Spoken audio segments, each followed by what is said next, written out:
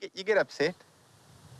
Ups and downs, and then you look where you are and you think, oh, what the crap am I bitching about, you know? It's stunning.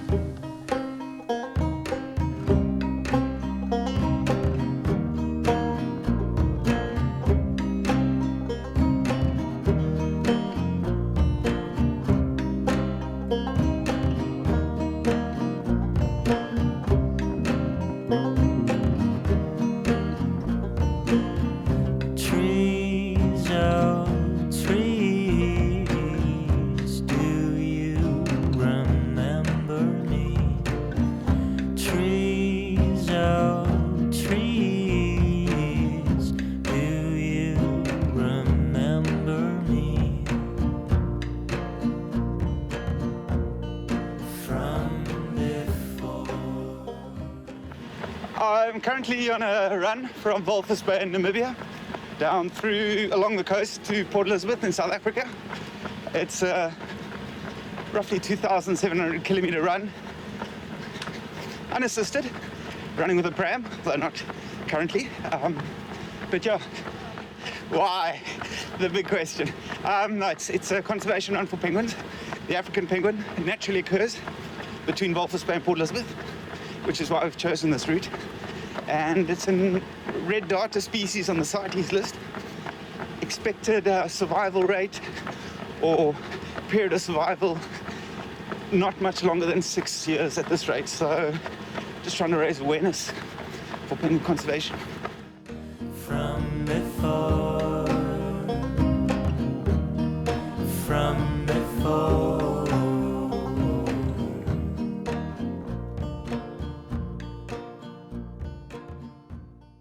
I've just come from Walvis, and that road is shocking. So that was a morning and an afternoon just because we're such slow going. But from here on out, it's pretty plain. So the ideal would be to run the 35 Ks in the morning. It's more sublime. Someone once said to me, and I think spot on, you can look at it in a Land Rover, it's like watching a film. Yeah. You're on a motorbike, or it's like being in the film. Yeah, With you, it's like, well, you're making the film, clearly. Just headed up here to scope out a rest spot for Dave. He covers an incredible amount of distance. I mean, he left at, I guess, 5:30 this morning, 6 o'clock this morning, and he's almost done his 30 Ks already. Yeah, so now I just sit at the side of the road waiting for one of these many buses that you see ripping past me to sort of give me some water. Put my bottle, my little signs out there. It does work from time to time. People tend to stop when I'm stopped. If I'm running, for some reason they think I don't need help. I think someone running through the desert with a pram is probably the prime example of someone needing help. It's psychological.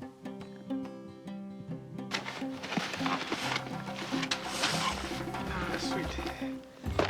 Just when I was starting to get down about having to pitch a bloody tent all day, and then just when I was starting to get down about the roads being cocked up, Morgs came and told me, don't worry, Salvation Way, it's only 30 Ks away. All you have to do is run. So 7 Ks later, there it was. Happy days. Let's go see what's on the a la carte menu.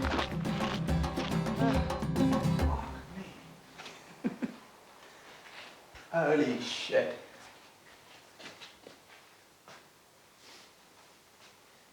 Double ply toilet paper.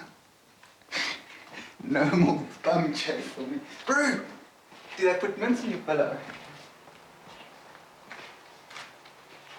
Do you think if I'm full cold and injured? Are you even allowed to sleep in something like this? Fuck, I don't think so. I better shower before I say how's it doing? Holy moly. I think the best thing about last night was this little, like, Tetra Pak, oh gosh, that was a little bee, sorry. A little Tetra Packs of milk. Oh, that was so beautiful. Stunning. No, today's cool. Just flipping beautiful, this part of the world. You look at the coloration, apart from the burnt grass. This country's just, you know, it's millions and millions and millions of years old. But it's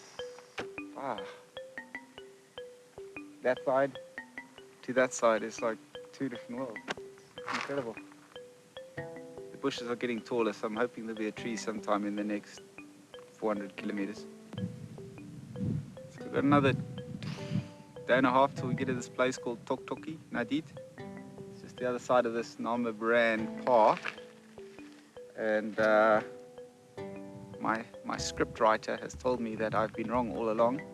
And it's not just solar cooking and solar energy.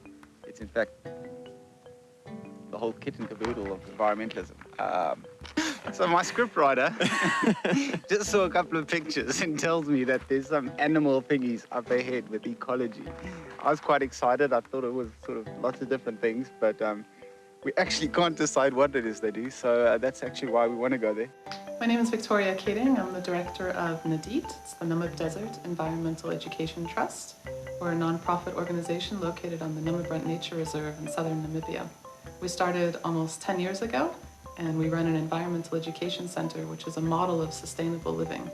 What I'm doing, what we're doing with this whole project is actually to show people what they can do. It's not just about showing what Dave can do, because Dave represents what everyone else is capable of, to a greater or less degree of comfort. That's undeniable. How do you not appreciate this? Huh? I think hopefully what we can do with this project is conserve the planet, and also just get people to wake up and think, man. You know, we're not in the 1600s anymore.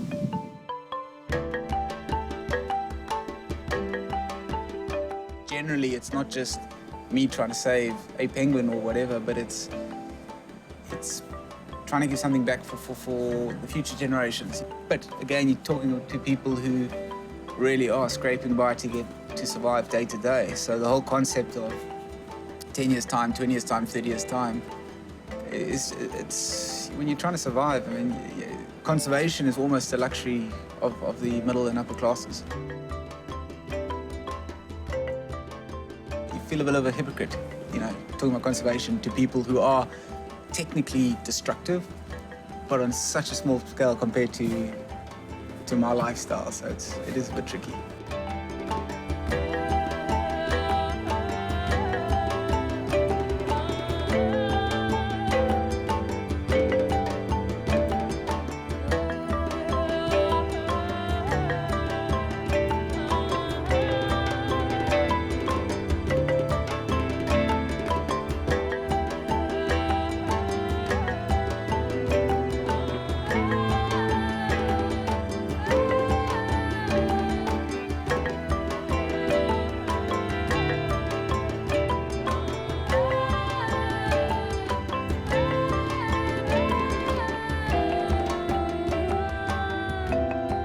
Just arrived with Dave at the Orange River. We've been offered a place to stay down here in one of the houses. It has a fridge so I can have cold milk in the morning, which I'm pretty stoked about. This place is stunning. I'm so stoked to be able to travel on this for the next 5 days, 4 or 5 days. It's going to be pretty epic. This place is brutally hot.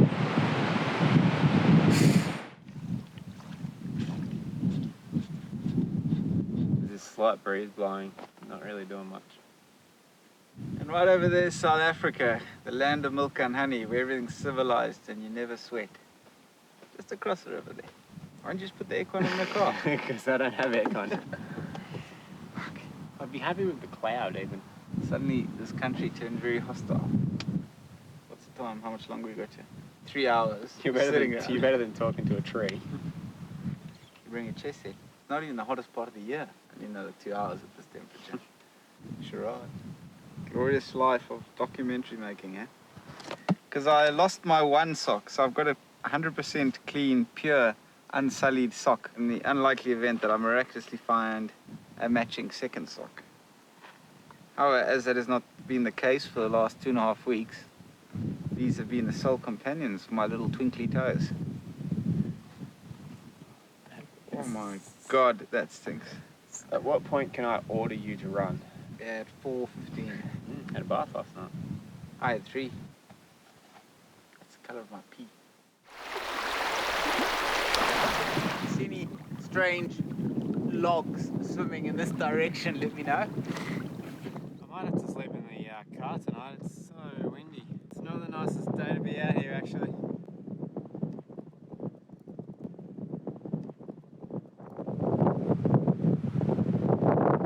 Look, today was hot. Probably the hottest, at least since Sosis, which is a bit of a pity because outside of the hell zone of 8 hours between 9 and 5, this place is stunningly beautiful. Those first 3 hours from sunrise till 8, just after 8, and the last 2 hours before sunset, in that very brief period, you forgive and forget and love that country again, that countryside, because it's just the colors. I mean, so beautiful. It lures you into this false sense of security, so you at least go to bed feeling confident. You wake up in the next morning, everything gung-ho until about 8:30, and then you just remember that there's 8-9 hours of just absolute shit. We've got a few hours. We've got, I don't know what the time is now, but there's probably only about 4 hours. And then we're sweating our balls off again. So make the most of it while we can. The sun hasn't quite popped up. Another 40 minutes.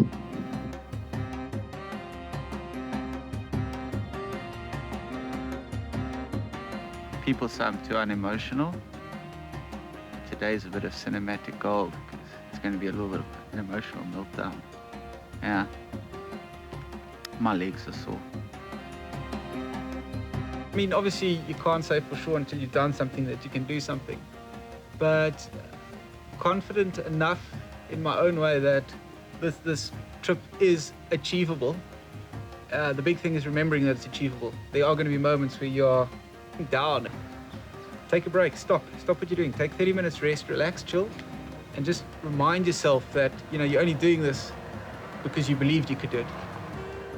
I'm stuck here, dude. Look at this. You get upset. You're ups and downs, and then you look where you are and you think, oh, what the crap am I bitching about, you know? It's stunning. I've got nothing to bitch about. So that's what I'm bitching about.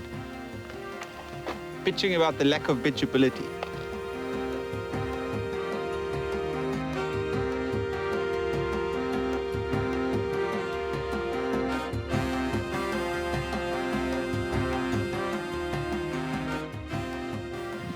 It's a bit hard to digest at this stage. As always, I think it's like anything big that you've been looking forward to. It takes forever to get somewhere, and then before you know it, suddenly it's there. It wasn't too long ago that looking at the map and it's like still 300-400 k's to go.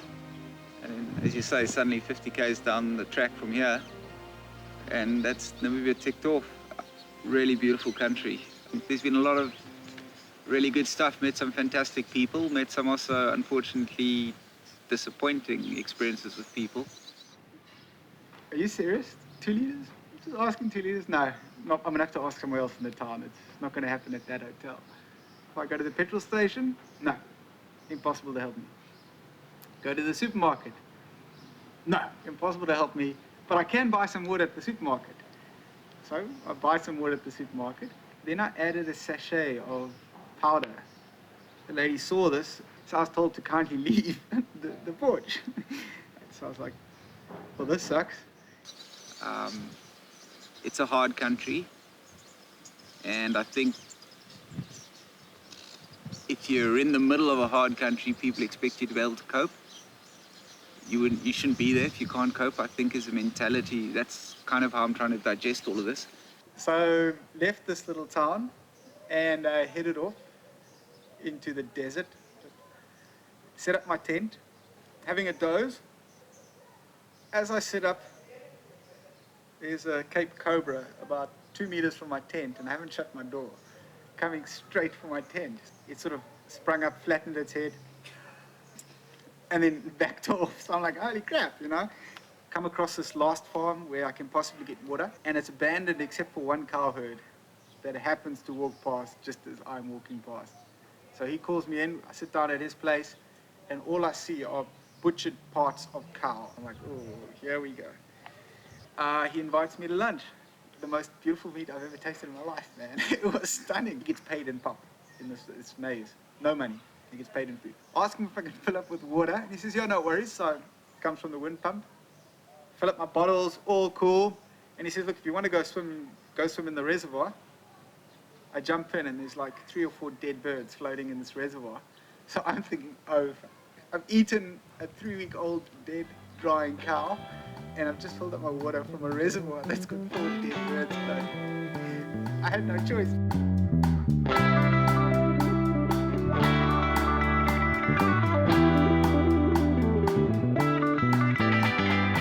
I just drove through the most desolate part of this whole trip, and in less than 6 hours, you have run 53 kilometres. Would have been quicker, but which ones are they? These two have snapped off. Just too much effort, too much weight, I think. I'll head on through the border, and we'll get through the customs hopefully, all right? And then we'll see you guys on the other side. Sounds good. Lekker.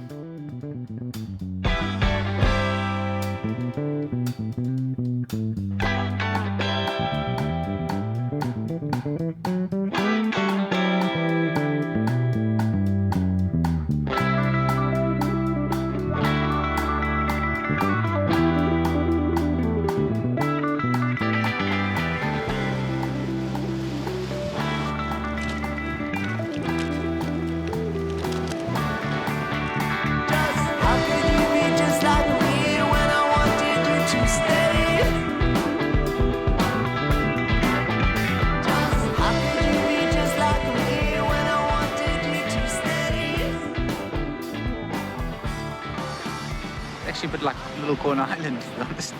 Cute on the outside, but such a deep and twisted underbelly, bro. The big thing about diamond diving is, with anything, you're on a permanent standby waiting for the sea.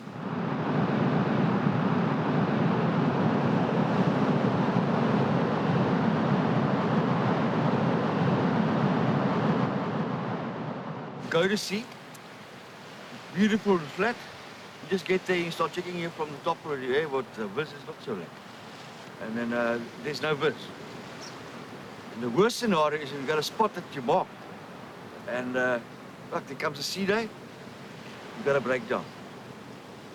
People know so quickly where you work in your production. And you get there, boy's gone. Eventually you find a spot, you can just check those over here. They nailed all the threats. There is no gentleman in this business. It's a skullduggery, crookery business, yes. Speak to the locals and you pick up this dark underbelly that lurks here. Cute little place, but I think rough locals, right? The majority of diamonds lie in fine gravel. When you get a jackpot, you get a lot, but you just don't know. It's a mug's game. Through the many people we met along the way, the number of times people said, oh, they'd come for a year, 2 max, and you speak to them and they've been there 25 years. And you kind of wonder how these people could possibly be so attracted to what is essentially just a bloody big sandpit. The power of diamonds. You can come into this place tonight or today as a complete hobo. And if you play your cards right and you have the right connections, you can leave here in a month's time with lots of money. In Namibia, when the Germans were building the railroad, to Aus and Kolmanskop there. They also go and sleep at night and under like a bright star thing, and the wind is cooking. Okay. I will come out in the night, 2 o'clock for a week. The whole bloody countryside is just blinking with diamonds. Day 1, you're scornful. But by day 2, man, you start adopting the pose of a bloody ostrich, It's like you're slowly ambling along, and before you know it, you're sort of like just idly kicking little stones, Maybe there's something, maybe there's not, but you catch yourself. But by day 3, you are hooked. It's like conversation stops. You're a grumpy bastard. No one speaks to anybody. It's like you start skipping meals, and all you're doing is looking for this one little jackpot, this little piece of pressurized carbon, and that's all it is.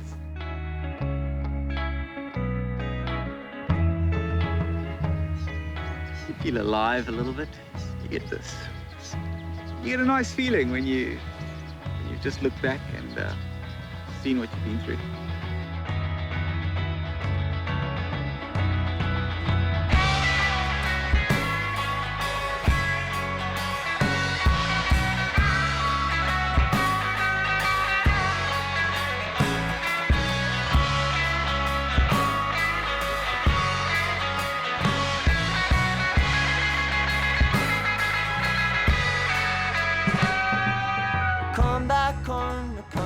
crowd. I never likes to teach tranquility.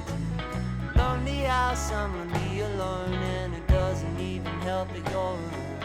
And Uncle, everything I said about my love, about my breaking in your house is where I stand. A candle in my hand, I'm caught again. I always ramble along within my words, in the summer, in the winter, in between. I never thought it wouldn't end this way, but I never thought it ever did. Isn't there some dark and water here? 'Cause I could really use it to help me stay. Open up your heart and